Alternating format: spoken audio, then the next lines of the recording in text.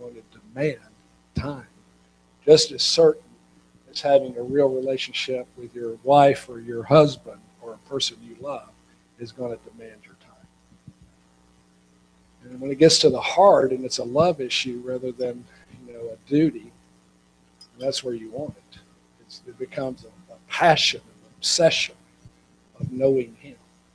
So I think that's been lost, and we're going to be judged first and foremost on whether we knew Him. Everything else is going to be secondary. The real question that's going to come to us, does He know us and do we know Him? Then the other things are going to take place. So with that in view, my strong thrust as I travel has been to draw the church back, God's people back to the place of intimacy, getting alone with the Lord, and knowing who we're talking about here. So, stop. Here's one kind of a similar but a little different twist, but I think it's a good question because we need to understand authority. The question is authority as a disciple of Christ something that increases as we learn obedience? And is it given to us from birth, or is it appointed to us by leaders and honored by God?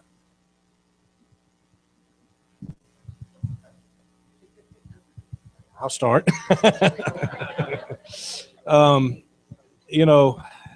This is a question. We need to understand authority, but the first thing I think I would say in response to that is that we have to understand there is a huge difference between having authority with men and having authority with God.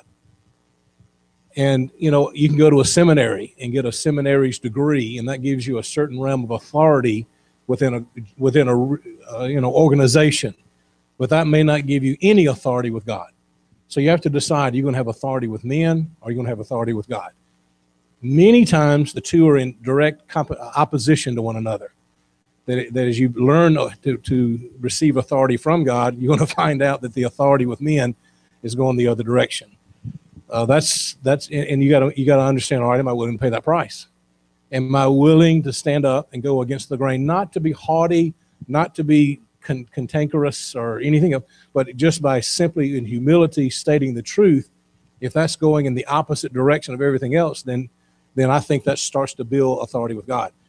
I think authority, in my opinion, authority with God is experiential, shared experiences. I think, Andre Crouch sang a song. I think it was him that said, "If you never had a problem, you never know I could solve them." And that may be a hard way to get to where you want to go, but sometimes you have to kind of go through these encounters, these trials, and my belief is that if you're a true born-again, Spirit-filled Christian, you're going to encounter trials. It's going to happen. So there's a theology out there right now, and I believe that's where authority with God comes from. But there's a theology out there now that we're not supposed to encounter trials. I mean, we're not supposed to have disciplines, or we're not supposed to, if you're encountering trials and something wrong, and if you're encountering trials, it's probably because you're doing something right, not because you're doing something wrong. On the other side, there's another theology that says that we're just going to live in constant suffering. Well, I'm not signing up for that one. I believe we will have suffering, but I believe we go through it for a season, then come out on the other side. Job only went through what he went through for 9 months, as we're told. And that's a long time if you're having your life ripped apart. But I don't believe in camping out. I don't subscribe to a theology of living in a constant state of suffering. I believe God came to give us life, and I believe we're supposed to enjoy ourselves, our joy. But I think by going through trials, going through difficulties, even through sufferings, you obtain authority with God. That's a couple. I'll let these guys jump in. I agree with that, Polky. I think authority comes out of relationship. Authority also comes out of responding to your calling. And you need to hear that again. Authority comes out of responding to your calling.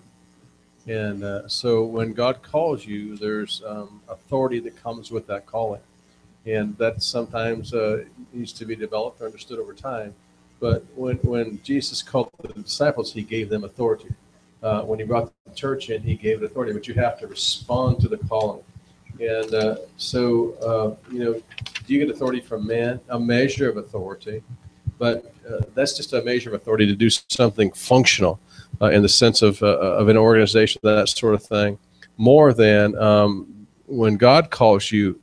That's spiritual authority. That's authority with God and with man. It's multidimensional, and so I think if you want to get your authority up, it's about relationship. It's about understanding.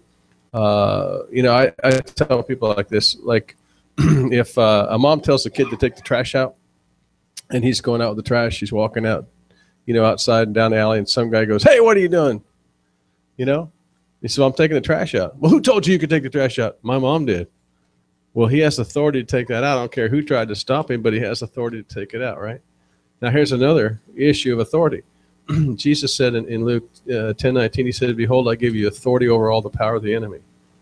So, see, authority is power over. Authority controls power.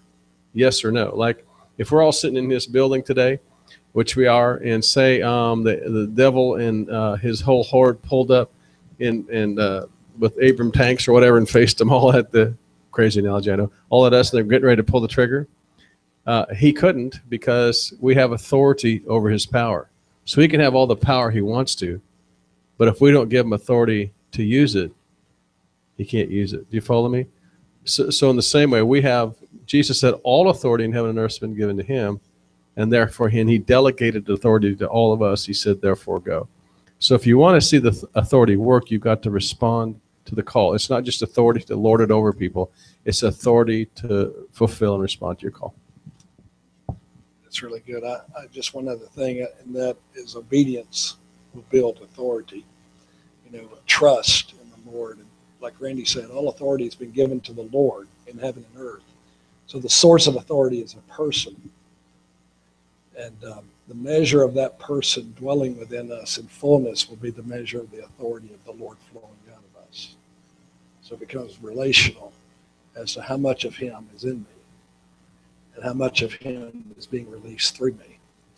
And I'm convinced part of the coming move, what will set it apart from other moves, is this, what you're talking about, this combination of not just power, but authority. We've seen power, little measures of authority. I think what we will see is a measure of authority that we have never seen. I believe the ministry of divine authority is coming back. And with it is a power that is far beyond any power we've ever seen God display. So. And one other thing that Scripture says, too, if we overcome, we receive authority. And I think in two primary places, Revelation 2 and then, of course, Revelation 3, to him that overcomes will I grant to sit with me on my throne as I overcame to sit with my Father. That's speaking about kingdom authority, having a king's authority. So what do you have to overcome? And I would say to, if you're still here after last night and this morning, you've overcome the Laodicean lukewarm spirit, right? Because there's another spirit, and we were talking about this earlier. You call it religious spirit of Antichrist, but it promotes lukewarm Christianity. And it's called Laodicean, which means justice of the people, where people demand their rights, whereas an overcomer yields their rights. And so that when you overcome, you receive authority. And then also it talks about persecution. When you overcome persecution, you receive authority, and he'll confess your name before the Father and all these different things as well. This is one I think is a fair question that probably we ought to tackle, because I think a lot of people wonder about something like this. But it says, last night I referred to John Paul Jackson as a Stephen. Do you believe the Lord called him to be taken early? John Paul many times referred to the Lord telling him that he would live to be a very old man. I think that's fair to ask that.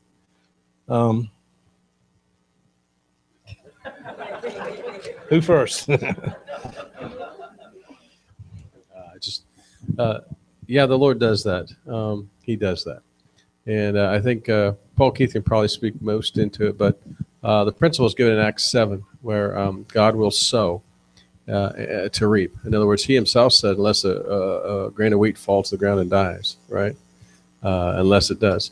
And so there's a principle there about you know, the thief stealing or taking or God taking. But if the thief steals, there's a sevenfold return. But if God takes as a sacrifice, you know, then there is also that return. There's the sowing back. And I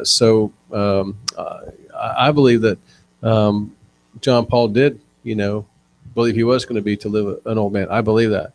But when the time came in his life where he had a choice, you know, to bring a greater and a more fuller expression of his life by giving it rather than by staying, just like Paul said, should I stay or should I go? He said, I'll stay because it's more beneficial. I think John Paul said it's more beneficial that I go than stay. I believe that was a decision that in the spirit was worked out that way. And so I believe there was a greater deposit and a message, and I'll just hand it off from there. Well, you know, that's a complicated question, and I don't think there is a patented answer. I don't think any circumstance can be just cut and dry. You know, when someone's sick, our job is to pray for them and believe God to heal them. And up until the very point they die. And if, you know, my brother died at the age of 32, and for 18 months, I prayed and fasted nonstop. I mean, I did 30-day fast, 20-day fast, 10-day fast, just for the whole 18 months, believing God. I believed God was going to heal him right up until the point we put him in the grave. And so my job was to believe, but it didn't rattle my faith. The Lord told me if I would sow my brother, I would reap a harvest of healing. So you know, prophetic words are an interesting thing, and I'm learning a little bit more about that. You know, and we cannot understand the sovereignty of God. There are doors of opportunity that are open for a season, but they can shut. And that prophetic word would be true when that door was open, but when that door is shut, it's over with. It's gone. I'll give you an example. God was going to take Israel into the promised land. Remember that? That door was swung wide open. They could have marched into the promised land. God would have delivered them and eradicated their enemies, and they would have taken possession of the promised land. But 10 spies came out, and because of one report of 10 spies, the door was shut. And if you remember, the next day, some of them still tried to go over and take the land, and they got annihilated. Yesterday, they could have won, not today. The door was shut. So I'm not saying that's the case on John Paul. I'm just talking in general now. I don't know why John Paul was taken. I don't. I've asked the Lord that. I just know the Lord said there'll be a fruitful consequence of it. And John Paul shared with me, as I'm sure he did Terry, some of the promises on his life were amazing. Now, do I think the promise is lost? I do not. I believe somebody else can pick it up. I believe somehow, some way, the promises will still be fulfilled. One of the things we have to understand about Stephen, the Lord told me, was that everything Paul did, you know, because Stephen was sown, but there was something that was released. It released a spiritual dynamic that resulted in the reaping of Paul. Paul came in as a result, I believe, of Stephen being stoned, but everything Paul did on the earth for the benefit of the kingdom, Stephen shared in the fruit of it. Well, that was a pretty good deal if you're Stephen.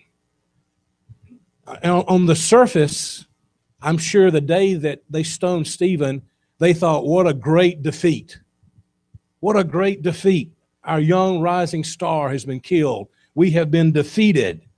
But a few days later, if they had spiritual eyes, they said, no, that was a great victory. Because in the sowing of Stephen, we got Paul now. The number one persecutor of the church is now one of us. And the Bible said for the next 2 years, the church flourished. It took the devil 2 years to recover from losing Paul, Saul of Tarsus. So there's just so many dynamics at work. But we have to, I think it's fair that we deal with the fact that, you know, some people die. To be honest with you, you know, that's not a bad thing. I mean, really, right? You know, let me think. Do I want to stay here and take a beating or go be with Jesus Christ?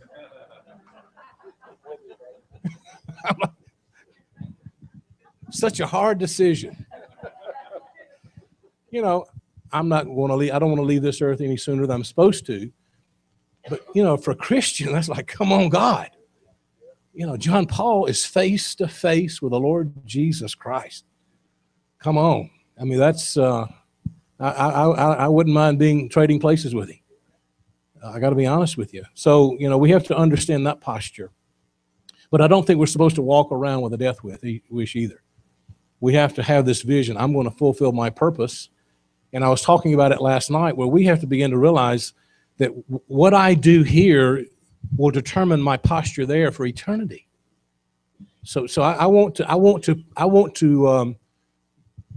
some fruit over there. I want something recognized in that realm from what we've done here. So that's kind of a broad answer, and I probably may have covered it in a strange way, but I do think we're going to have to begin to understand things a little bit more from an eternal point of view. And just because a prophetic promise does or does not happen doesn't deter from my faith in the prophetic. And just because someone dies who was sick doesn't deter my faith from healing. I just know that there's a lot more involved in that than I'm aware of. Amen. Okay. All right. How can we posture or position ourselves to receive kingdom financial provision? Is there anything that we can do that prevents it? If you don't have anything, be like the widow at Zarephath. She had something. It was her last thing, but she had something. And God knew that she was about to be without any food or anything, and she was going to die because of the famine. Right? 1 Kings 17:18.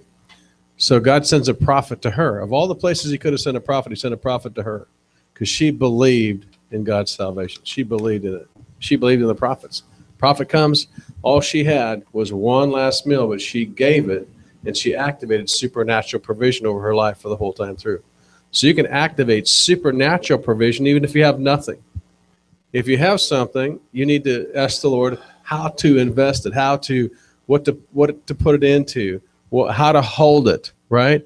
Knowing that it's an investment that God, Deuteronomy 8:18, gives you the power to get wealth with, that you may, by the way, so you may establish his covenant or testimony in the earth. So, there's a couple of ways, and these guys can go on, but you can have nothing and activate supernatural provision that'll sustain you. But make sure if the time comes, if it's the last thing, be willing to give it. Are you with me? She did. Or if you have something, just ask the Lord, how to do it. What to put your into hard assets, land, gold, silver, whatever. But the things that will stick around and be of value.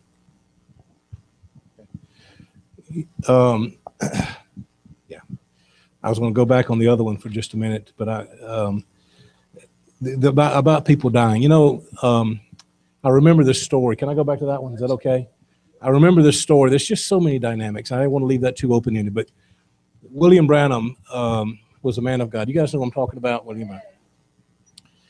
And he tells the story one time where there was this young lady who had small children, and she became deathly ill. I mean, she was on her deathbed.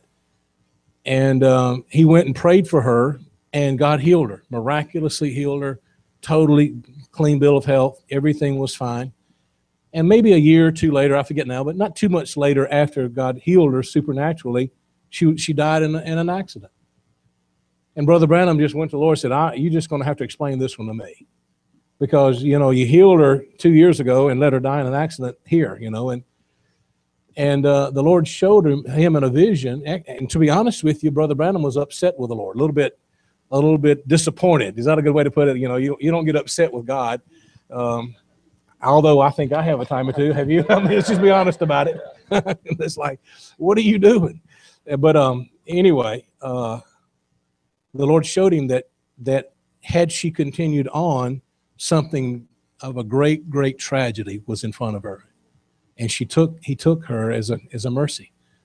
I have a good friend. I'll tell you who the friend was, Rick Joyner, who I knew this particular leader that died a few years ago at a young age. And Rick told me the Lord showed him that he was about to get in such serious spiritual error, that not only was he going to mislead many people into error, but he himself would lose everything he'd worked for on the earth, and he died. So there's just so many dynamics that we don't understand. God's the author of life. He came to give us life, and he's not trying to kill us. But I do think we have to understand some of these dynamics if we're going to become mature Christians, right? this one is directed to you specifically. It says, please take a little bit of time, and take a little bit, talk a little bit. Please talk a little bit about what the intercessors did at Ferguson. Do you have a word about that? Yeah, when we were there, we went to Ferguson last year. Josiah and I did. Things had already started there, so as far as some of the difficulties in that area, and this is a long story, and we're almost out of time, so sorry. I'll try to be quick, but and it is a long story. When we got there with Pastor Lenny and the guys that were there in the church we were doing the conference, one of the things that happened on a personal basis was the angel over the church, Pastor Lenny's church, approached me. Sorry, there's no way to do this, but just be kind of blunt with you guys. And so the angel approached me as pertaining to what was going on in the region, and had some very direct things to say to me concerning the will of God in that area. And so that was coupled with trying to be fast. I'm having to leave out details, so bear with me. That was coupled with some of the Lord appearing to me and giving me very specific directions as to what to do in that fight. Basically, Satan had determined, and still has determined, to use St. Louis, for instance, is what the Lord told me, as a gateway to release evil, death into our nation. And so the Lord told me, he said, we need to, there's a portal demonically open that has allowed this buildup of demonic forces in the city of St. Louis and in that area. He said, my answer to this is to create a portal, a ladder, as it were, of the angels of God ascending and descending right into this area. He said, I will match force against force with them. So the angel over the church there had been alerted to this fact that they, in order to hold the ground that God was about to take in that area, they needed more angels released to that local body. They did not have enough angels to hold the ground. It's one thing for God to take ground. It's another thing to hold the ground that God has taken in that area. So there was another division of angels, which are 20,000 angels, and a specific chief angel over those 20,000 that God had already alerted the angel of the church to, of his will to send that other chief with those 20,000, which is a division of angels, to the church. They were to cry out for that release. And so I talked to Slater and to Mike, some of the young men there, as well as Lenny, about this issue and the need for prayer to align their hearts. You know, God, it wasn't just sovereignty. Sovereignty is not going to be enough in this. We're going to have to align our hearts. So God wanted to release that, but he wants us involved, and he wants us to own the fight. He wants us involved in the fight, and he wants us to own things, to become a part of it, not just watch something take place. So there's a lot to that. I just put that in as an additive, but it's key that we be participants in this fight, not bystanders, and not just watching. So they begin to cry out. Those young men are having a prayer meeting where they begin to cry out specifically for, the angel was named, the chief was named by the angel over the church to ask specifically for that angel and the division with him. I'm sorry if this is too much. Actually, I'm not giving a lot of details of this. And they began doing just that. So I've learned, if I've learned anything, I've learned God is extraordinarily intentional. If we will match his intentionality, we will see him do things that we would never see him do otherwise. The church is random. God is never random, and he's never been random, and he never will be. He is intentional, always and forever. So if we, and we can cry out for this, if we have understanding of a situation supernaturally and what's actually going on there, of Satan's desire to start a racial war in St. Louis and release death through that into our nation. And the call of God in that is ask the people if they're okay with that. Call for a citywide prayer meeting to stand directly against this. That's how God was instructing. People, people say, well, man, it's going to happen anyway, not without a fight. I mean, where is our sense of, okay, so we're saying it's hopeless? I will never believe that.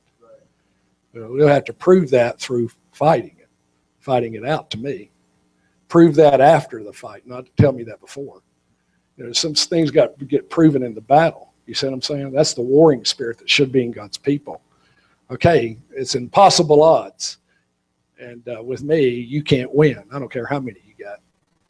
So that's just how it got to come to us. So anyway, sorry, but that's, the church is cowering under this stuff when we should be the aggressors in the spirit. Greater are those who are for us than those who are against us. And we got to be like Elisha, who corrects his servant and understands that truth. Okay, we may be outnumbered by people, but on the angelic side of this, they don't stand a chance. You see what I'm saying? So it's that understanding that what we did then, I have angels assigned to me. Paul Keith has them assigned. You have angels assigned to you. I have a lot of angels assigned to me because of what I do. So I was commanded by the Lord. Here's how divine authority works like this. You guys understand the bride's going to rule over the angelic order. Y'all know that? Paul said it directly. Don't you understand that you're going to judge the angels? Divine authority is God, the bride, and then the angelic order. Not God, the angelic order, and the bride. Most people don't understand. I'm going to say one thing. Most people don't understand the word enough to understand the truth in that. Yes. And they automatically think it's heresy because of the religion that's in there. Right. So, and in this coming fight, listen, I'm doing a book. I'm releasing a book called Why We Fight. It's coming from a series that I did. It'll be followed by a book called The Angelic Order in War. And it's part of what I'm barely touching on here. What I've learned over the past years in the realms of dealing with the angelic order and war. And they are experts at it. They've existed before us, and they've been at war long before we existed. And here's the great strain that's on the church right now. We're treating them with a stiff arm. And they have been directly assigned to us, according to Hebrews chapter 1. Has not he given, think about this passage. Are they not all ministering spirits sent to minister to the heirs of salvation? Why are we stiff arming them? It works well for Satan to keep the angels out of this fight. Because some of those angels can take it to him. And he knows it. We don't. He does. So you see it enough, and I see it. I mean, I'm just saying to you what is real. I'd be lying to tell you the opposite. I'm in a lot of warfare, a lot of battle. My life has been saved so many times by angels, it's ridiculous. And that is God giving his angels charge concerning us. And when that's the case, then you learn they're not there to be potted plants and look pretty. They're there to fight. And they know what they're doing. Experts at war. So having said that, in Ferguson, we released the armies by the command of God, and they swept through that street like a snow plow plowing snow. Demons flying all over the place. So there's a lot of details to it, what happened. But as the Lord told me, he said, look, you can do what you're doing here, but I'm leaving, and the angels are leaving with me. And the church there has to have enough to hold the ground. See what I'm saying? I mean, you can say, Houston, we got a problem. I leave and, sorry, it's just how it works. I leave and 12 armies of angels leave. That's 4-point-something million of them. So we're not dealing with games here. We're dealing with real-time war where your life is on the line. Mine is. A lot of people's are. We just don't know it. They were assigned to me. When I left, they left. So the aggressors left. So the church had to have more angels to hold the ground. And it needs more. And that's how we can pray for them. We did a sneak attack over, sorry, I'm telling you a lot of information. We did, by the word of the Lord told me send the armies in on New Year's. And so I did a sneak attack back into that area to push back again the purpose of the enemy to use Ferguson as a springboard. So they switched to Baltimore. So, the sneak attack was launched. The Lord told me this. He said, I don't want you to launch the fight until after midnight. He said that way most of the people will be so intoxicated in the area, their demons will be no use to them. So I said it. So then launch the attack. So I'm just trying to give you an example. I can tell you story after story of what happens in this and how to utilize the forces that have been assigned to us. And Elisha knew that. The men and women of the Old Testament knew it. They knew how to interact with the kingdom. And we are not alone in this fight. We are not alone in this kingdom. There are other beings who are extraordinarily capable of fighting. And they've been assigned to us. But here's what I want to say to you. Most angels right now, the vast majority of them have no assignment. Because the church doesn't understand them and doesn't utilize and doesn't care. And so entire armies of them are unassigned. And so you meet some of these angels, guys, I've talked to some of these angels. Sorry, but I'm just being blunt with you. This will get me in all kinds of trouble. But, it has and it does. But I'd be lying to tell you the opposite. Battle draws this into reality, and you see it and you watch it and you participate in it, and we have a part in that battle that only we can do, and the angels have a part only they can do. And some of these angels have history. They were assigned, one of them was assigned to David, assigned to Caleb before that. You speak with these beings and it's like reading history. They know what they're doing, whether I have a clue or not. So in my command, sorry, but it's a military position. My command of some of these armies, I have enough practical sense, Paul Keith, to turn the details over to the angels because they know what to do. I just give them God's command as it comes to me. They listen to God's command, come to me, but will not move until I give them the command. That's divine order. That's the bride coming to what she's meant to be. And so they'll wait for that. And that's a part of our training, by the way, for reigning upon the throne with the Lamb. So these beings are not for some distant age. They're for this age as well. And the church, to survive what's about to hit, is going to have to learn to, let's just say it this way, to quote 2 Corinthians chapter 10, that the weapons of our warfare are not carnal. And there are whole armies of angels that want to get in this fight. So,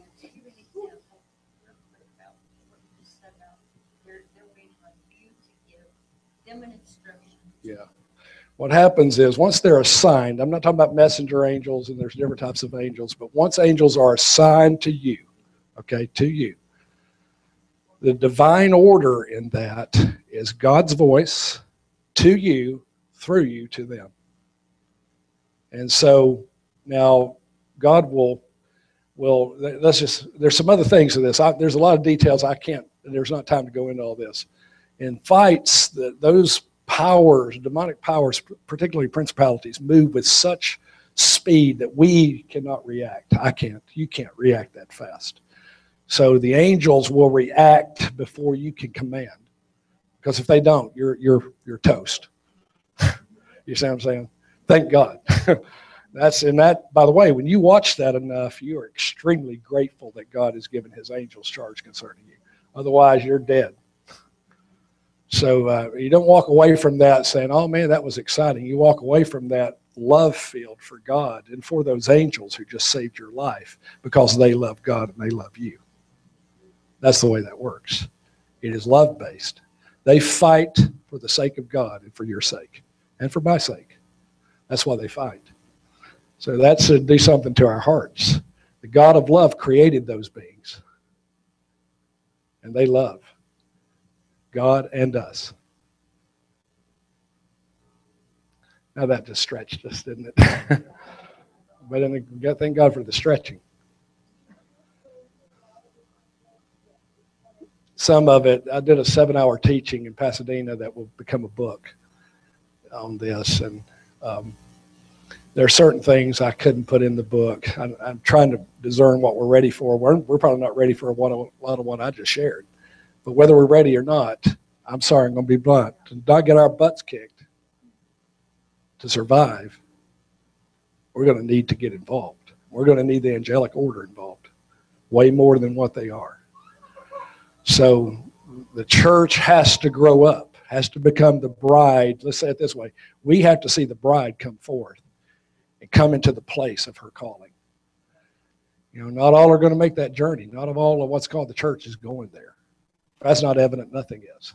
But if we aim to go on in this, we're going to have to get out of our immaturity and see the kingdom and its vastness. There are whole creations of being that are not angelic that far outnumber the demons. The holy ones are one of them. So I'm just saying to you, it's not a numbers match. There's angels assigned to me that are matched for thousands of demons. I've had them threaten entire armies of demons, and they won't fight them. So it ain't a match angel for demon. Some of these angels are extraordinarily powerful. They're majesties, angelic majesties. And I've had one of them in downtown Boise, Idaho on Halloween night threaten every demon in the city to come out and fight. One of them. None of them would fight. So, you know, you just see what you see and step back and are amazed at what you see and begin to understand. You know, people take this all to task. Well, that's extra biblical. You know, that's because we don't understand what the Bible has to say about angels.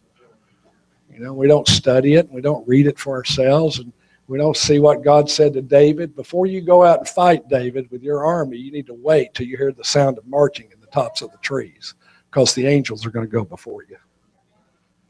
They'll win the fight. And so, you know, you go through these things, and Josiah's probably sitting over there, I can't believe he's saying this, you know. But, you know, I have to say it. I've waited on saying a lot of this stuff, and God commanded me last year to start talking about it. And I told the Lord, I said, you know what that means, don't you? Controversy. Of course, that wasn't telling him anything. Yeah, that's right. That's what gave me the command even stronger. You know, so, but my heart is to help the body of Christ to understand how to wage a good warfare. And in Ferguson, here's where the rubber hits the road. That fight's not over. And what if the church not only, here's what the Lord said about it. You guys he said the church is praying amiss. He said it's throwing out these prayers that are fear-based, panic-based. He said, learn how to pray. He said, learn how to utilize the weapons I've given to you. You see what I'm saying? We just throw prayers at things, and I've been in places where people were sick. Let's get personal. I've been in places where people were sick, and because in the creation of angels, there's medical corps angels. Their entire training in heaven is in how to heal. One of them was coming down to the pool and touching it once a year, and people were scrambling to get in that pool in Jesus' day. But we don't ever talk about that, do we? How many times, almost every time, you ever see someone healed, an angel is involved in it. God sends them. He created them to use them, not look at them. And he uses them by sending them as his agents. They are ministering spirits sent to minister to the heirs of salvation. Why can't we believe that? And that he uses them like he uses us for purpose. Isn't that right? Did I lose you? When God says he's going to do something, 90-something% of the time in his doing, he's going to use angels to do it. So why does it stretch us? Yeah, God could do it, but he created those beings to be useful. So I'm saying to us, watch this across the board. When I understand the Lord wants to heal a person, I've never seen an angel not get involved in it. And they're already in the room anyway. There's angels standing in the room now. Some of them are assigned to you. You know, whether I can see them or not, and I can, but it makes no difference whether you can see them or not. They're there. So, you know, people say, well, I'm afraid of worshiping angels. Just listen. Any angel that's God's angel will not ever allow you to worship them. They'll put the smack down on you real quick. They will direct you back to God every time. So only the demonic ones that are misportraying themselves receive worship. So we have a needless fear operating, don't we, Dave? Think it through. It works. Here's the scheme. Let me uncover the heavenly scheme. I'm talking about the second heavens. It is Satan's scheme to keep the angels out of this fight. He does that by making the church afraid. Works well for his kingdom. So, I can be real personal because of assignment, and I ask God regularly, give me the full complement of angels that you want assigned to me. And it's missional. Hear this part. It's missional based. According to my obedience to the Lord, according to the purpose of God, according to the mission of God, through my life personally, there is assignment. And if I'm with God and aligned in that mission, in that purpose, then he gives his angels charge. And so some of those angels are extraordinarily powerful angels. Extraordinarily powerful. And so to the point of, I don't take on principalities. They do. I just lead them into the fight. So I hope that's helpful. That's what we did in Ferguson. I've done it in a lot of places. And I don't, don't misunderstand me. I don't just go looking for trouble. I just happen to create trouble. Sorry. I was before the throne not long ago. This is the funny thing. All my life, because my name's Terry, starts with a T, I grew up people calling me trouble. All my life. I heard that from the time I was a child. So I was before the throne. This was back last year. And the Father, you say, well, you can't talk to the Father. Well, I'm just telling you what happens. I don't care about your belief system. But I don't care about mine either. The Father looks at me and says, how you doing, trouble? I just looked back at him, Paul Keith. I said, not you too. He said, yeah, you're trouble. He said, but you're just the kind of trouble this generation needs. He said, here's what he said. He said, you're a troubler to Ahab and Jezebel. That's who you trouble. So that's what we're all meant to be. I'm not talking about myself in this. I'm really not. I'm saying this to us. This generation needs trouble because it's troubled. God will match its troubledness with true trouble, to trouble the whole demonic realm, to confront it. Listen, we're not fighting to win a victory. We're fighting to enforce the victory of Christ right down onto their heads. That's why I fight. I'm going to enforce the victory of Jesus Christ right onto them. So I'm not trying to secure the victory. I'm fighting for a victory that's been won. And they are in direct antagonism and opposition to the throne of God. So what are we doing? Here's what we're doing. We're bringing the throne of God right down here to confront them directly. Now what Daniel did to Nebuchadnezzar and to the Persian kings, here's what he said to them. The God who rules the heavens rules you. That's what we're doing. There's a God who rules the heavens, you unrighteous rulers, and you better learn that really fast or you'll learn it the hard way when he confronts you. And that's what I'm saying to the U.S. government. That's what I'm saying to the governments of this earth. There's a God who rules from the heavens. And you better, here it is, Psalm chapter 2, you better kiss the Son, lest he become angry and you be destroyed in your way. So there it is. Isn't that a warring thing? It is a warring thing. This isn't a time for wimps. It's a time for warriors. And our wimpiness in the church is going to kill us. It's a time to fight. How do we do that? Through prayer, on our knees before the Lord. That's the kind of fighting I'm after, prayer, and lots of it. You know what I mean? Effective prayer, useful prayer, praying the heavenly prayers, that God's kingdom will come. His will be done on this earth. So I'm not praying my own prayers. I need this and I need that. I could care less about. Matthew 6 told me not to pray those prayers.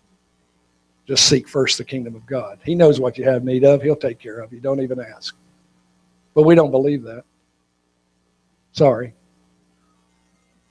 Think it through. So we're praying these low-level prayers, and we could be praying heavenly prayers that brings the kingdom of God right down onto their heads. And that's what we're fighting for. We're fighting for the right of the Lamb to govern this earth and to reign from this earth. It's his right, isn't it, Dave? So anyway, is that enough? That's the long answer. So I always say, the best fight, you want to know what the best fight is? The best fight is one that you know you're going to win. And the great thing about it is we know we're going to win. Amen? Amen. Praise the Lord. We're going to take just a moment. We're going to have one quick song, and then you're going to get to hear some more from Terry as well. All right?